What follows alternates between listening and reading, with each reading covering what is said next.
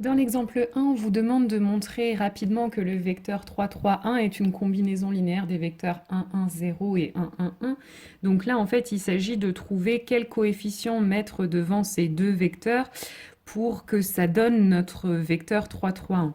Donc là, si on voit si on met un coefficient 1 devant le premier vecteur et un coefficient 2 devant le deuxième, donc une fois 1, 1, 1, ça fait 1, 1, 1, mais deux fois le vecteur 1, 1, 0, ça va faire 2, 2, 0. Et quand j'additionne les deux vecteurs, finalement, ça va me faire 3, 3 et 1. Donc on obtient bien le vecteur voulu. Donc on a réussi à l'exprimer comme combinaison linéaire de ces deux vecteurs. Ensuite, on vous demande de montrer que la fonction qui est ici peut s'écrire comme combinaison linéaire de la fonction 1, x, x au carré et x au cube.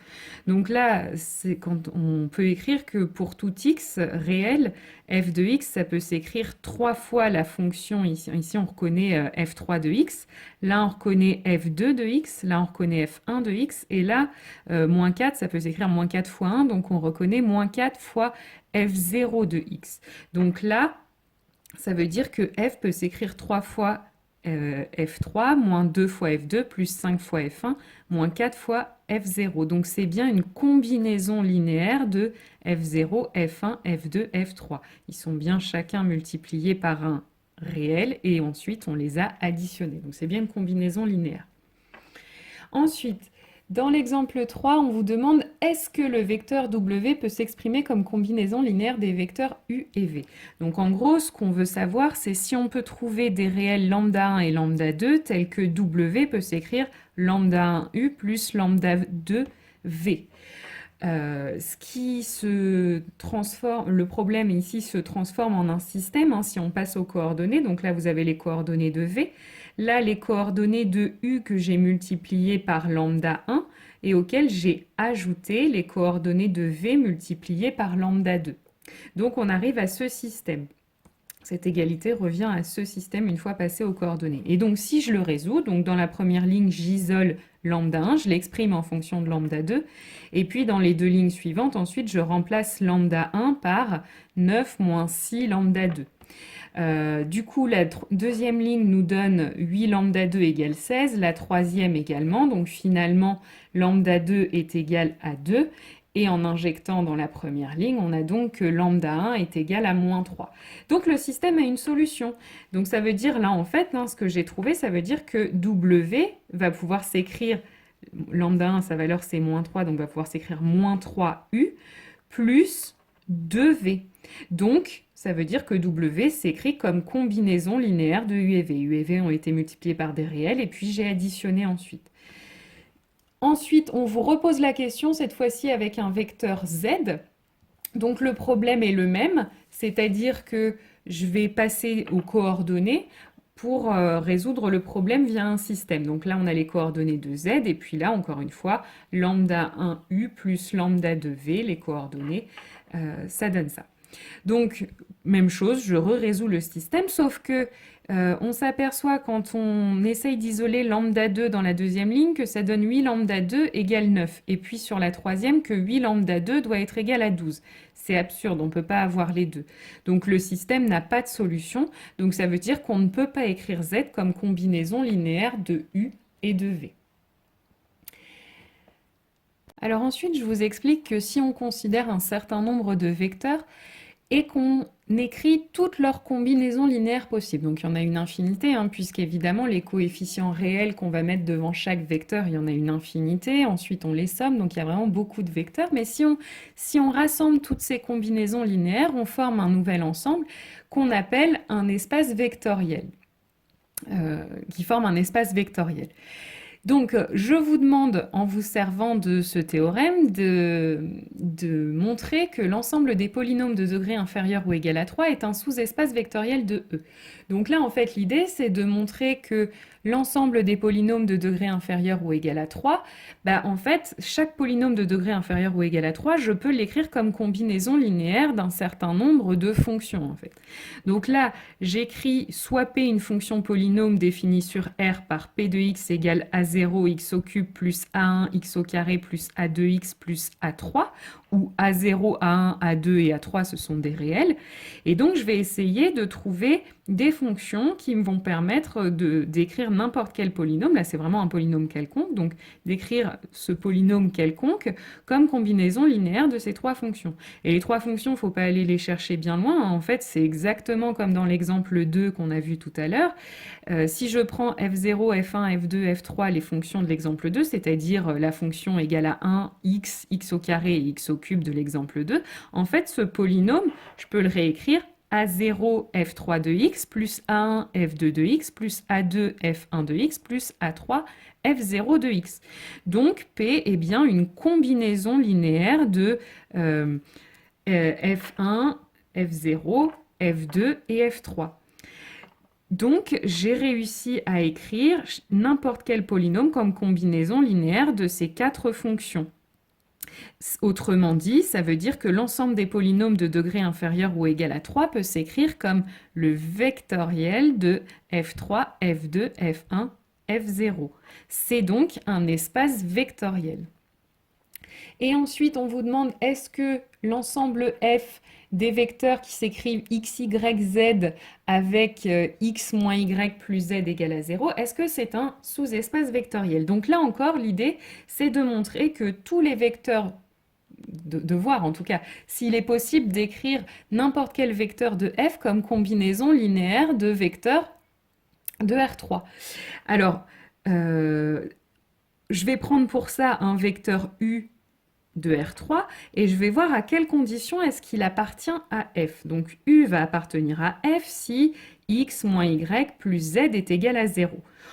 Ce qu'on peut encore réécrire en faisant passer x et moins y de l'autre côté comme z égale y moins x.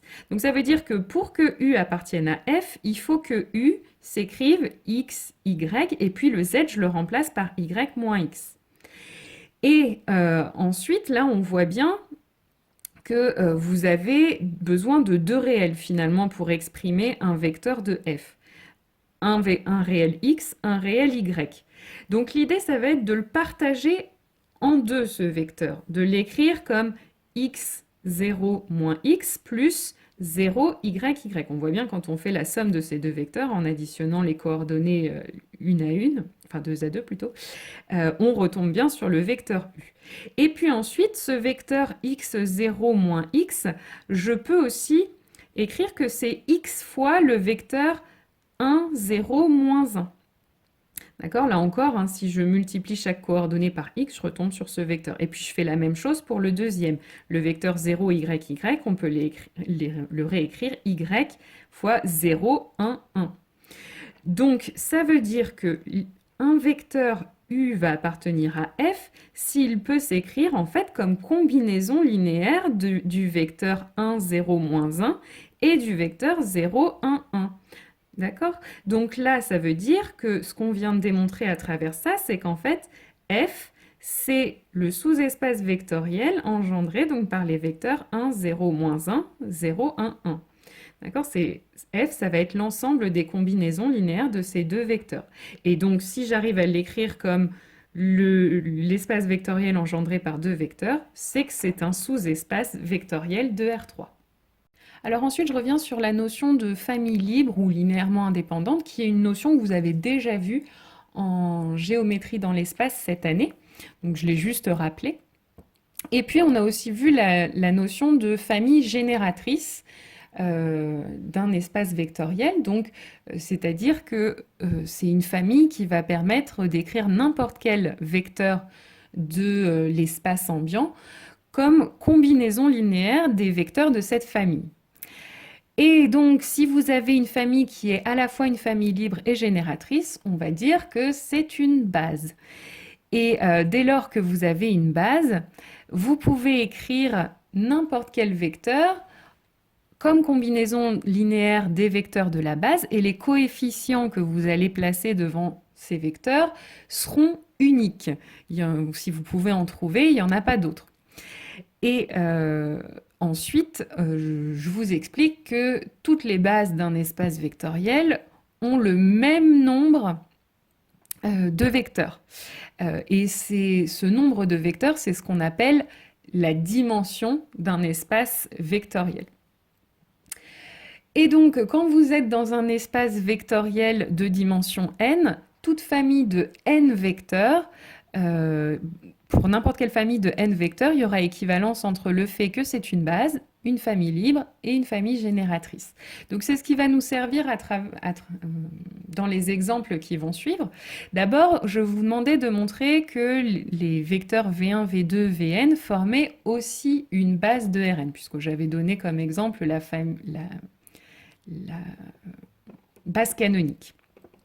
Donc, pour montrer que vous avez une base, d'après le théorème qu'on vient de voir, comme on sait que Rn est un espace de dimension n et que la famille V1, V2, etc. jusqu'à Vn comporte n vecteurs, donc d'après le théorème, pour montrer qu'on a une base, il suffit de montrer que la famille est libre.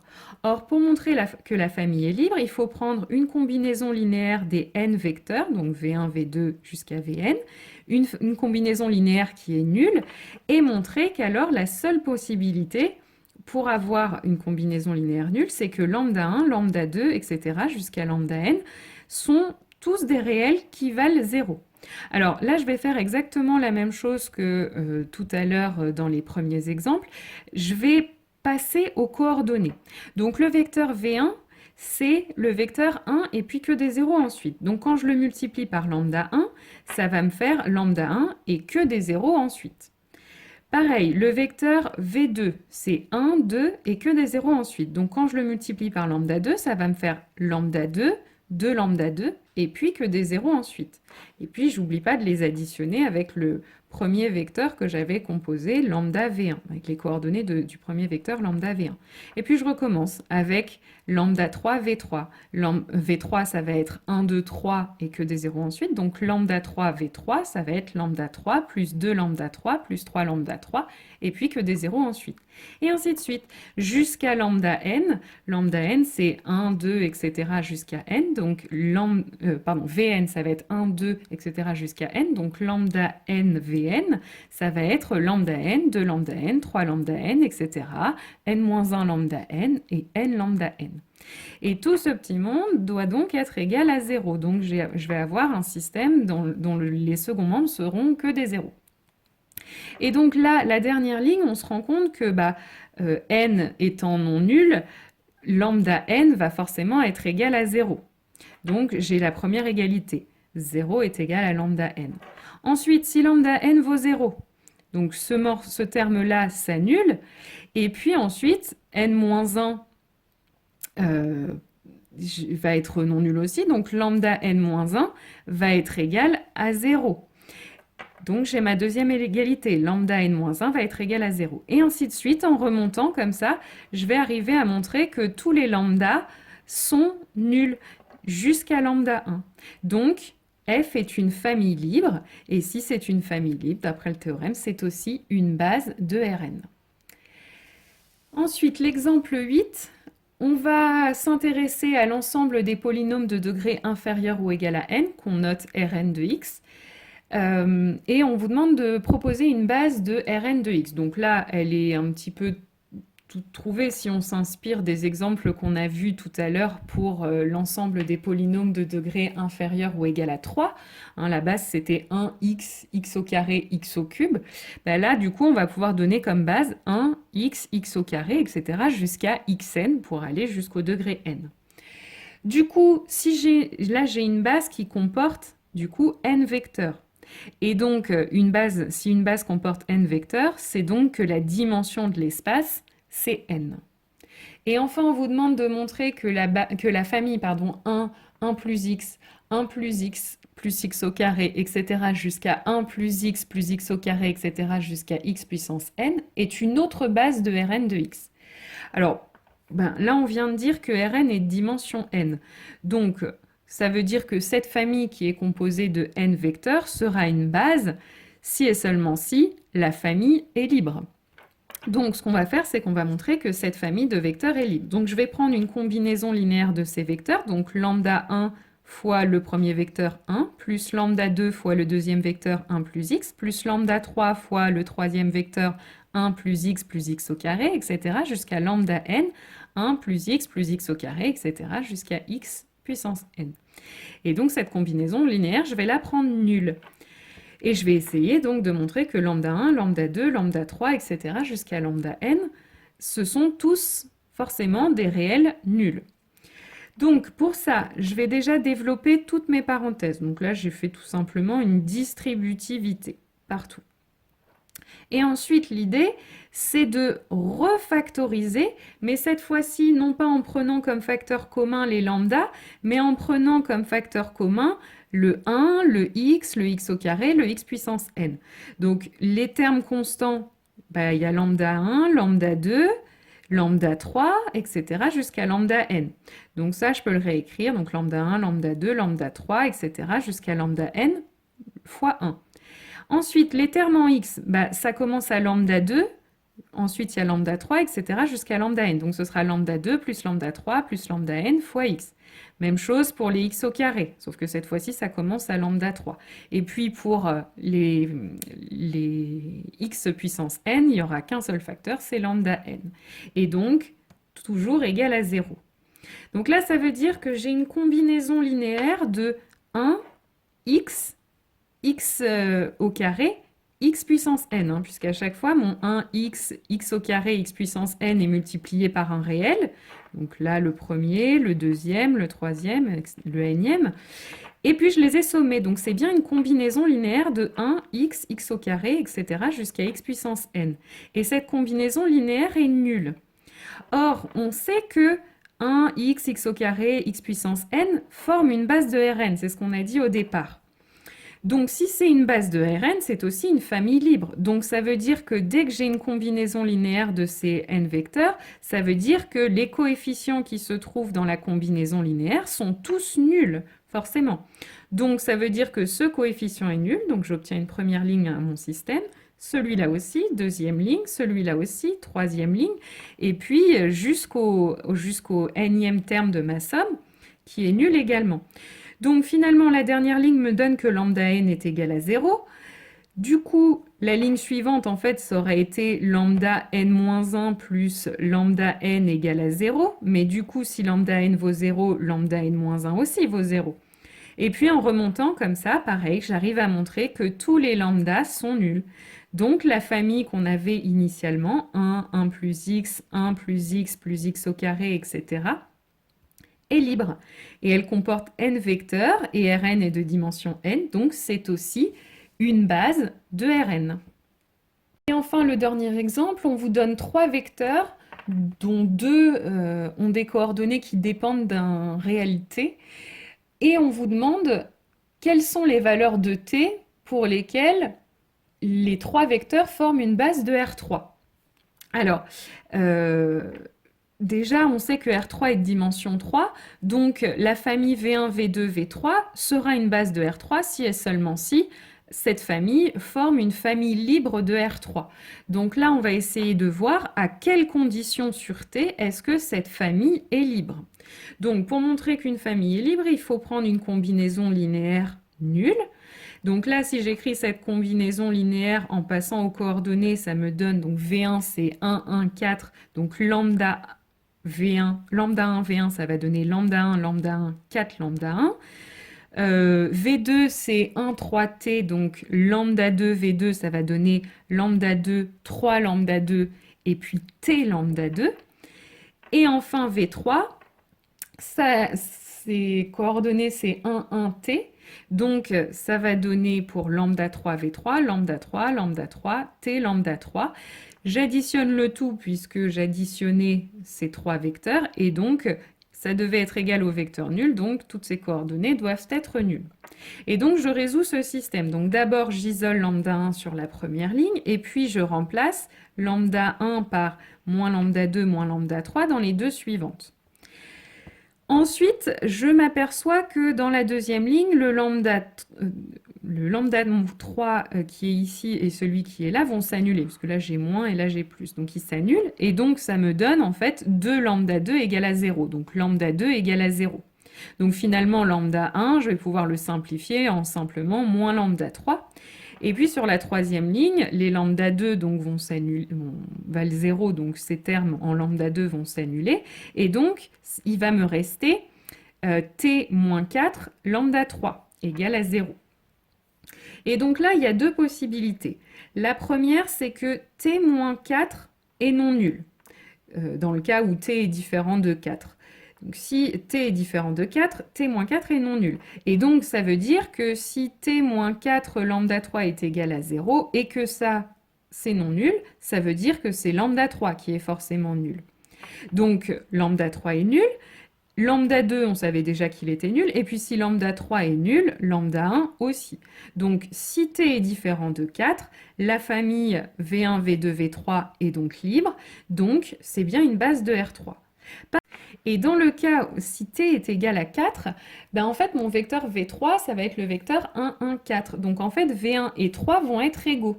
Ça veut donc dire que V1 s'écrit comme combinaison linéaire de V3 et V2. En fait V2 ne sert pas dans l'écriture de la combinaison linéaire, mais ça veut simplement dire que le coefficient devant V2 c'est 0. Mais donc il s'écrit comme combinaison linéaire de V3 et V2. Donc la famille n'est pas libre, puisque j'arrive à exprimer un des vecteurs en fonction des autres. Donc, si la famille n'est pas libre, ça ne peut pas être une base de R3.